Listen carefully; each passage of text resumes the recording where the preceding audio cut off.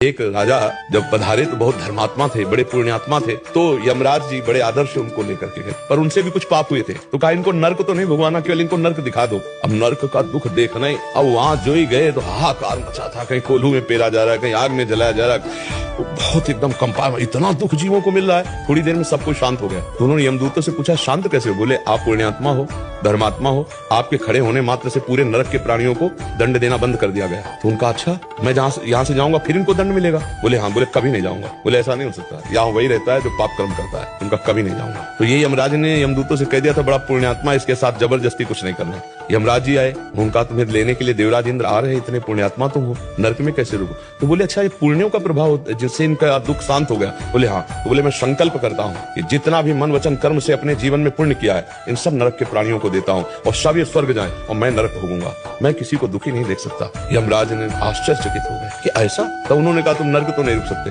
बोले क्यों? जब हमारे पुण्य सब नष्ट हो गए, हमने सबको दे दिया, तो हम नरक भोगेंगे? बोले नहीं, इसका भी पलट कर तुम्हें पुण्य मिलेगा। अब तुम ब्रह्मलोक जाओगे, स्वर्गलोक ले जाओगे, अब तुम ब्रह्मलोक जाओगे। तो समझ रहे हो, हमारा कोई अहित कर रहा है और हम ये प्रार्थना करें भगवान इसकी बुद्धि शुद्ध कर दो, भगवान इसको कभी दुख ना पहुंचे, तो वो पलट कर जो लौट के आएगा, बड़ा दुख का नाश करने वाला, बड़ा सुख प्रदान करने वाला। और जब हम किसी को कहते हैं इसका नाश हो, अब वो पलट के आएगा, तो उसको मिला कि नहीं मिला, लेकिन हम तो हमारे शुरू हो जाएगी आज से जलन होना, द्वेष होना।